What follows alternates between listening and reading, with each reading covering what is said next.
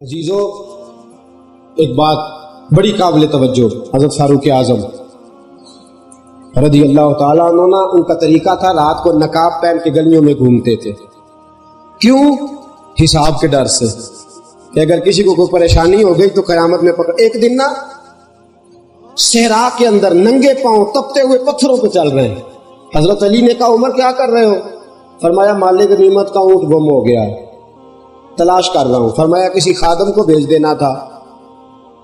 تو حضرت عمر کہنے لگے ڈیوٹی میری ہے کہ خادم کی ہے؟ جملہ کیا ہے؟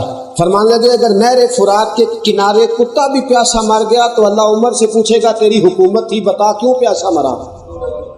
قیامت کا ڈر۔ اگر نہر فرات کے کنارے کتا پیاسا مر گیا، آپ کی بیوی کہنے لگی بڑے بادشاہ ہوئے ہیں، آپ کا عجیب حال ہے، سارا دن آپ لوگوں کے مسائل سنتے ہیں، رات ہوتی ہے تو آپ کو نیند نہیں آتی، چہرے پہ نقاب ڈالتے ہو، گلیوں میں پھرنا شروع کر دیتے ہو۔ فرمانے لگے اللہ کے خوف نے میری نیند اڑا دی ہے۔ جس کو کسی کا ڈر ہوتا ہے اسے نیند نہیں آتی، مجھے ڈر لگتا ہے اتنی بڑی سلطنت ہے کہیں میں پھنس نہ جاؤں۔ اللہ کا خوف، قیامت کا ڈر، فکر آخرت۔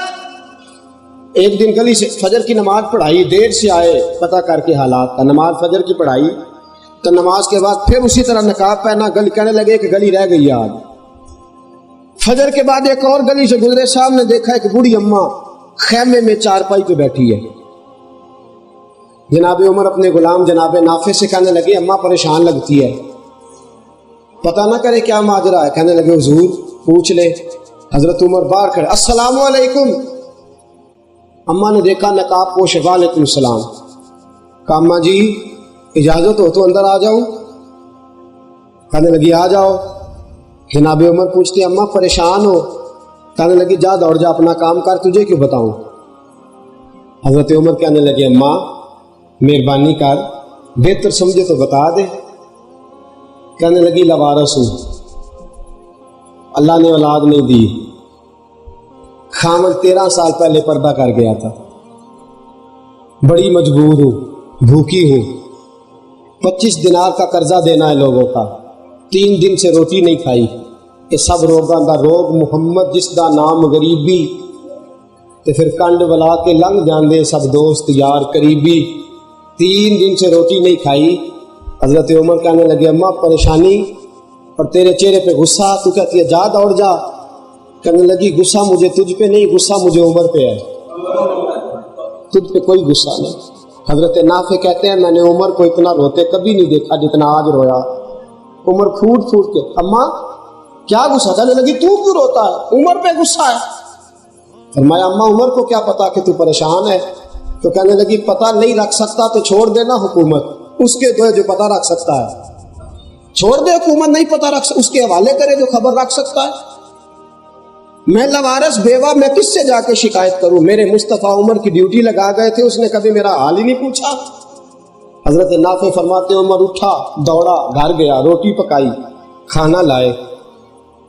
واہ اے عمر، یہ خوف خدا ہے، یہ فکر آخرت۔ وہ آدمی جس کا رخ دیکھنے کو لوگ ترستے ہیں، آج بھی یورپ جس کی سیرت سے خیرات لے کے قانون بناتا ہے۔ میرے مصطفیٰ نے فرمایا میرے بعد نبی ہوتا تو عمر ہوتا۔ فرماتے ہیں بوڑھی چارپائی پہ بیٹھی تھی، عمر قدموں میں بیٹھ گیا۔ یہ دیکھو یہ مصطفیٰ کا جانشین ہے، یہ امت کا فرما روا ہے، یہ مدینے کا امیر ہے، یہ مکے کا متولی ہے، یہ رسول اللہ کے منبر کا جانشین ہے، یہ مصلی رسول پہ کھڑا ہونے والا عمر نیچے۔ اماں یہ تیرے 25 دینار ہیں، مہربانی کر کے عمر کو معاف نہیں کر دیتی؟ اماں عمر کو نہیں میں معاف کرتی۔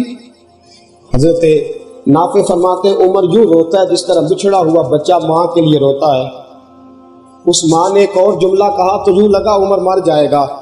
کہنے لگی میں معاف نہیں کروں گی، میں دکھیاری ہوں، میں تو قیامت میں مصطفیٰ کی بارگاہ میں شکایت کروں گی، میں تو حضور سے کہوں گی کہ سونیا میں غریب، میں لاچار عمر پر۔ فرماتے ہیں آج یوں لگا کہ عمر پردہ کر جائیں گے، عمر کی چیخیں نکلنے لگی۔ اماں 25 دینار لے لے، حضور کی بارگاہ میں تو غنی اظہر دو عالم من فقیر، روز محشر عذر ہائے من پذیر گر تمہیں بینم حسابم ناگزیر از نگاہ مصطفیٰ پنہاں بغیر. کہا ماں قیامت میں میرا ایک ہی تو سہارا ہے کہ مصطفیٰ کا پلو پکڑ کے گزر جاؤں گا, تو میرا وہ بھی سا. کہا ماں نہ عمر بڑا کمزور ہے. کہنے لگی تو کیوں روتا ہے عمر کے لیے؟ عمر بڑا کمزور ہے, عمر نہیں برداشت کر سکتا. اماں تو معاف کر دے. عمر کیسے حساب دے گا؟ ماں کہنے لگی نہیں کرتی معاف. کہا اماں 25 دینار لے لے. اماں نے 25 دینار بھی لیے, روٹی بھی کھائی, معافی بھی مانگی. کہنے لگی اچھا تیرے لیے عمر کو معاف کرتی ہوں, تیری رضا کے لیے معاف کرتی ہوں. کہنے لگے اماں میں نوکری کروں گا تیرے گھر کی, جب تک زندہ رہوں گا میں تیرا جھاڑو دوں گا. اماں جب تک رہوں گا میں تیرے گھر کی چاکری کروں گا, عمر کو معاف کر دے. حضور کی بارگاہ میں شکایت نہ کرنا. نہ. بوڑھی کہنے لگی تیری خاطر معاف کیا. جناب عمر نے جیب سے پرچی نکالی, قلم نکالا.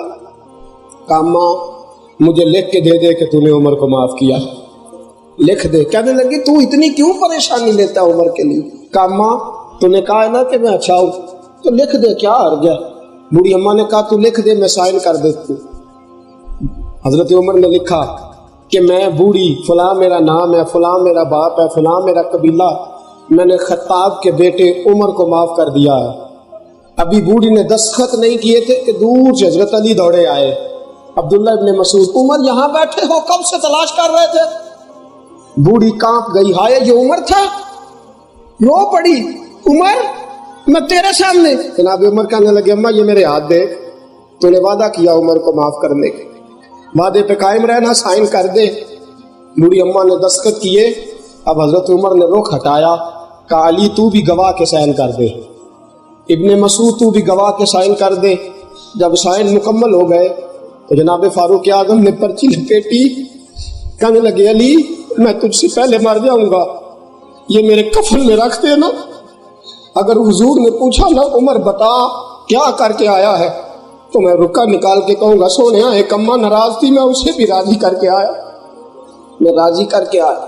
حضور کے سامنے کھڑے ہونے کا ڈر, قیامت کا خوف, تو میں ایک اماں ناراض تھی. حضور میں حضرت عبداللہ بن مبارک رحمۃ اللہ علیہ بہت بڑے محدث تھے, تفسیر لکھی, حدیث کی شرح لکھی, 70 سال دین کی نوکری کی. 70 سال میں اپنی حیاتی تو قربان جاواں, میری محمد پکیلے گزر گئی. 70 سال دین کی نوکری کی. حضرت عبداللہ بن مبارک کے وصال کا وقت آیا تو شاگردوں کو کہنے لگے چارپائی سے اٹھاؤ, مجھے زمین پہ لٹاؤ. شاگردوں نے اٹھا کے زمین پہ لٹایا تو اپنی داڑھی زمین پہ رگڑنے لگے. کہنے لگے مولا میں نے بڑے جرم کیے ہیں, میرے بڑھاپے کی لاج رکھنا, یا اللہ میرا بڑھاپا.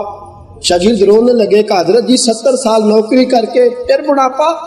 آپ فرمانے لگے اگر اللہ نے قیامت کے دن مصطفیٰ کے سامنے پوچھ لیا تو میں پھنس جاؤں گا, لہذا میں آج رب کو منا کے جانا چاہتا ہوں. دوستو پتہ ہے یہ سوچ کہاں سے آئی تھی؟ صحابہ کو, اولیاء کو سوچ کہاں سے آئی تھی؟ یہ سوچ کہاں سے آئی تھی؟ یہ میرے حبیب پاک نے سوچ عطا فرمائی کہ مرنے سے پہلے اپنے آپ کو پاک کر کے جانا, صاف کر کے جانا.